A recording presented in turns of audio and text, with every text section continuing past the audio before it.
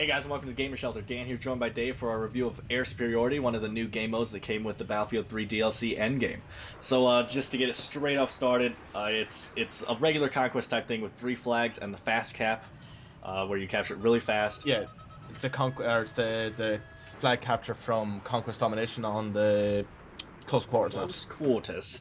The capping things are just regular 200 for neutralize, 250 for a capture, and then we're just gonna go into some pros and cons of what we think of it really quick. So, Dave, you want to list some things you think? Oh, first of all, I don't like this game mode. Yeah. I had huge hopes for this, and I just thought it was going to be good, but I'm just too shit in a jet. Yep. But some of the pros are just it.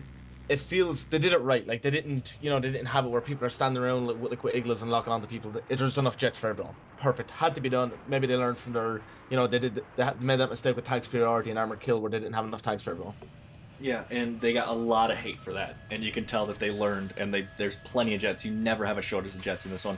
And like he was just saying with the Sigla thing or whatever, you cannot get out of the jets, which is so necessary. I'm so glad that they learned that too from It, tank superiority. they even put in a cool feature, whereas when you try to eject, it comes up like error, malfunction, eject. They like Yeah, so it's not just nothing happens. It actually gives you a reason why you can't get out. yeah, which I love. That's a really cool feature. Not needed, but it helps add Nice to the touch. gameplay. Yeah, I like it. It's incredibly fast paced. You never really have anything like there's never a time you're just like, oh, I'm just gonna fly around for a second. No, you're constantly either shooting someone down or getting shot down yourself. I don't see too many people actually capturing the flags, which obviously it's a pretty big radius. You just kind of fly in circles around the Yeah. flag for a Although I second. find the best way to cap the flag is what I like to do is fly towards the blimp, going underneath it, brake, and pull Yep, back. So I just do a loop around it, yep, that's and exactly I'm what I just do. so you can literally just turn straight back. Hmm. But I'm pretty sure if you just slow down and fly in a straight line, you will cap it. The radius is big enough so that if you slow down and just like fly in a straight line from where the cap radius starts till the end, you should cap the flag in that radius as well. Obviously, if there's no enemy jets in the area as well, because that will obviously stop the cap. Yeah, I was about to say, obviously, also if you slow down like that, you're an extremely easy target. You are, So yeah. I wouldn't recommend doing it that much. But you really get that feeling that you're in a big air battle. There's just so much action and explosions, and you're constantly on someone's tail, locking on, getting locked on. They captured that feeling of being in this big war zone. Really good. It feels really badass. Another thing is, it is, as Dave said about him being bad with the Jets, it is incredibly skill based. It is like the people that have been playing in the Jets since like day one of Battlefield 3 coming out, they're going to top the leaderboards. Like it's just there are a lot of luck moments thrown in. Like if you're flying around and you see someone launch their flares, you're like, ooh, I'm gonna go after that guy, because he doesn't Yeah. have flares. Like you obviously get those little cheap tactics and stuff in there, but for the most part, it's incredibly Which skill is based. That's basically my whole tactic is fly around, wait until someone pops his flares, and then lock on time. Like, yes, I gotta get this guy. Yeah, this guy's mine. And then some asshole comes in that's actually knows how to fly and kills him with the machine gun like one strap, and I'm like, son of a bitch, that was my kill. Yeah, yeah. But you'll see that depending on your heat seekers in this is not the way to go. Like I have seen games where the guy in the top leaderboard, the guy in first place, did not use heat seekers the whole game. He's just mastered that the Cannon. belt, Belt. yeah, the Yeah. belt, just that machine gun, and just he just nails you. And like if you could master that or get good at that, you're going to do really good in that game mode. That's really a big part of it, because so many people are using flares and everything to just block it. And if you have that machine gun, there's nothing they can do but try to outmaneuver you, and it's not too hard to stay on someone's tail. It's not. Um, Another really good thing they did was they made it that everyone has to use the same jet. I like that rather than, mhm.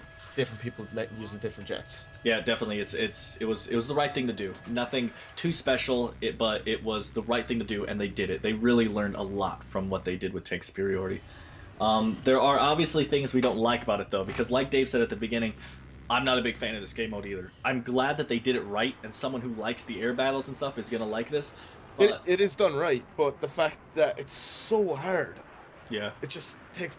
Maybe if I was just playing with friends for fun, but competitively, I cannot play this game. Yeah, it's incredibly hard, and it's not saying, "Oh man, this is hard, I give up." It's just like it's gonna take a lot of time to get good at something like this if you're not already. Just all the competition out there, but there Yeah, are some because the things. guys that are in there are just insane. There are some things that feel really weird in the game. Like, I swear, it might just feel this way because there's so many people constantly locking on you, but it feels like flares are completely broken now. I don't know what happened, but you'll be locked on and you'll be like, oh, he shot flares. Nope, goes right through it and hits you, and it gets really aggravating. It could It, just be like I said, because multiple people are locking on and shooting, but the ECM jammer kind of has a similar problem, whereas you'll use it and they just lock on anyway. yeah, it It's, seems to be a it's couple problems with that. Not a game it does get a breaker, little bit frustrating. but yeah, it's definitely annoying and frustrating.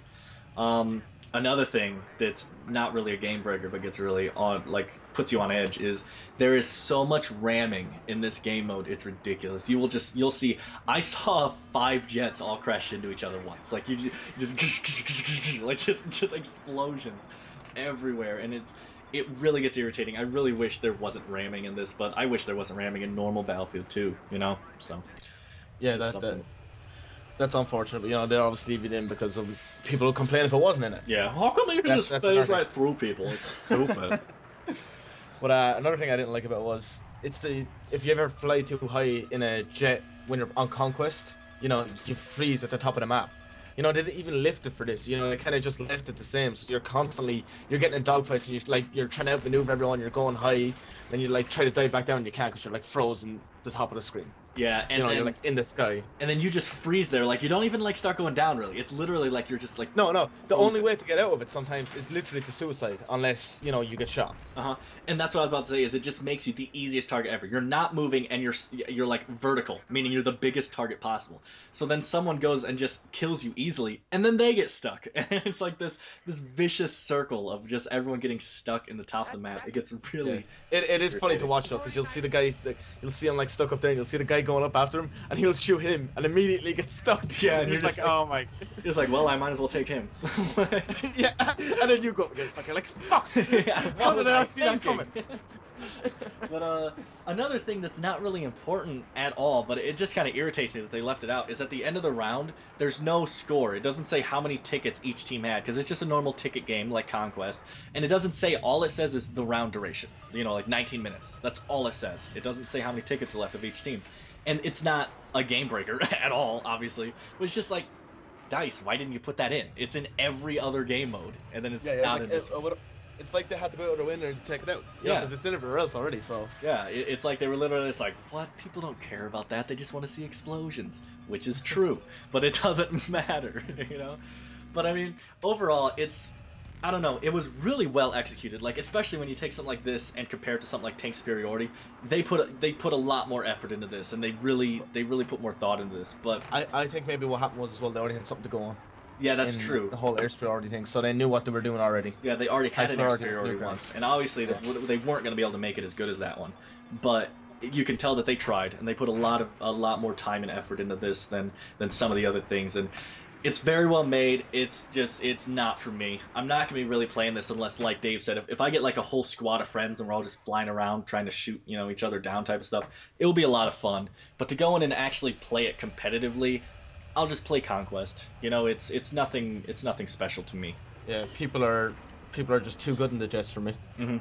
I'll still be putting time into it, trying to get better, but overall, I'm not really gonna be playing it. I know Dave isn't either, but Yeah. if you guys think you'll like it, air superiority wise, the fast-paced action. If you're good in a jet, you're gonna love this game mode. Like, that's just all Definitely. it is. But I literally on PC I have a kill with a jet in like 5 days play. Like 1 kill I think it is. yeah, yeah, So, we're not very good. But anyways, this was Air Superiority. It's nothing too long. It's a pretty easy game mode to explain. It's a pretty easy game mode. The second you get in there, you're gonna know if you like it or not. It's just one of those.